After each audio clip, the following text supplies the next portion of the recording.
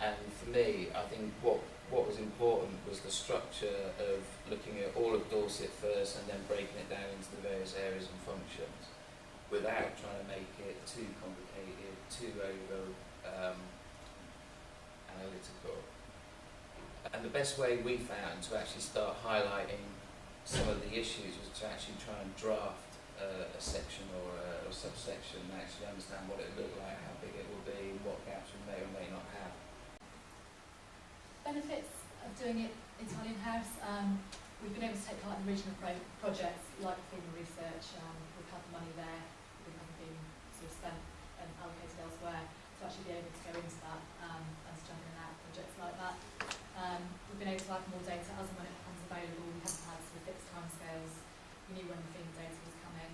We've also worked closely with SLIM within Devon. They've done a lot of research with our employment skills boards, so that data is just starting to come through as well, so we're making sure we can incorporate that when it's coming. Risks of doing it entirely in-house. We think we've mitigated fairly well, but we risk not including enough detail or missing key data sets, not knowing they're there almost, and not having previous experience in creating a document that's not comparable to the rest of the region. But again, the observatory thing we've had from that, we've had sort of copies of what other people are doing, so we've been able to compare and just make sure that ours is going. It's just a series of spreadsheets containing economic data, basically at county and district level, regional and national comparisons. There is some ward data in there, and we will put ward data in where we think it's relevant. And it's in an easily accessible form for use by the stakeholders, and they're the people that wanted this, so we needed to design it to cater to them, not us, to them. And basically this will form a sort of summary of the evidence base for the assessment, and rather than have masses of data within the assessment, this will provide summaries that we may well use in the actual document, but also a lead through to any other documents or data through our library in this. Whatever we did with the economic assessment, we wanted it to be used, we wanted it to be useful. And we felt that we would get the best chance of doing that if we were attracting the attention and engaging with our members in the local authority, with officers throughout the authority, and across our local strategic partnership. We didn't feel this was just a local authority piece of work. This was about the city and the local strategic partnership.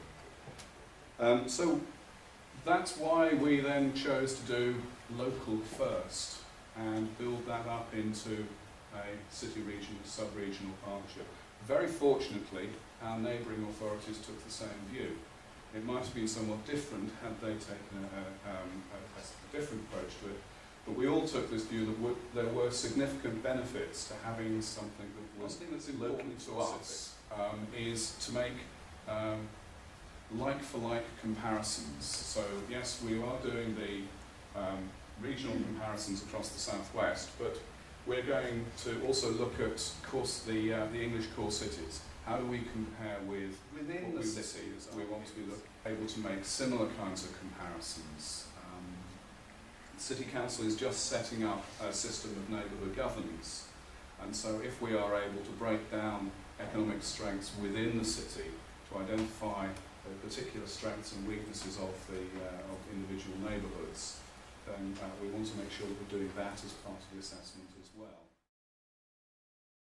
One of the first things we did, when we were told that the South West Observatory was very kindly going to provide us with all these core indicator data sets, we said, fine, we'll let you get on with that.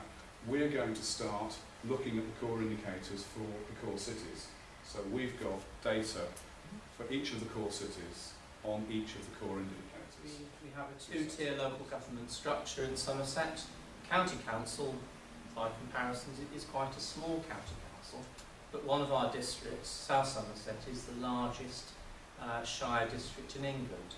Another of our districts is the smallest shire district in England in population terms. So that means we have, as well as a two-tier structure, essentially completed, has involved assembling an evidence base to support the work. That combines gathering together the existing knowledge and evidence that we as an authority and our partners have, but it has also involved commissioning a piece of work to establish a current view of Somerset's economy. That's something we had to do externally because we didn't have the capacity and resources within the organisation to undertake the work. Hopefully, though, there is a sustainability to it because the results of the work will form a robust and crucially a widely owned LEA. I mentioned there the perfect being the enemy of the good. Right from the outset, we were interested in completing the task and having a base point from which we can move things forward. So we are not going to be answering all the questions or collating every piece of intelligence that's possible. We want to focus down those feet. You've done your planning courses and looked at participatory planning.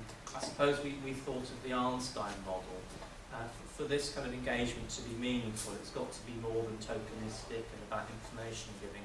It's got to move to the level of engaging partners in the work at every stage. That's our aspiration. Turning to the policy theme approach that we're taking. I suppose this is about looking at how we make the process distinctive to Somerset. Irrespective of whether the guidance for LEAs is statutory, it's a kind of centralising force that is going to make us all think in the same way about the issues we're looking at and the way we present ourselves. And to kind of extent to which the LEAs are looking at sustainable development in the environment. Authorities across the South West, that there will be elements of that within each assessment. But the things you suggested, but I suppose to varying degrees, Yeah. depending on where they are. We're not going to tell people this is how we should do it in the future, but what we're going to be doing is looking at how the economic growth that Bristol has experienced over the last X number of years has impacted upon our environmental impact and what difference does it make. I think we have already decided as a city that wherever we go in the future, we're not going to be increasing our environmental impact. We want economic growth because we've seen the benefits of it over the last X number of years. But we don't want that to be done at the expense of increased carbon emissions and other forms of environmental impact. So we want to look to see how those two things have balanced out over the last number of years. The big challenge in the presentation is, moving to a brave new world and focus on private sector growth. We need to really engage with business over the coming months, based on both in terms of coming up with proposals for location price budget, but also further assessments with in the light of announcements in the last few days to think about how you can strengthen the focus on business engagement going forward.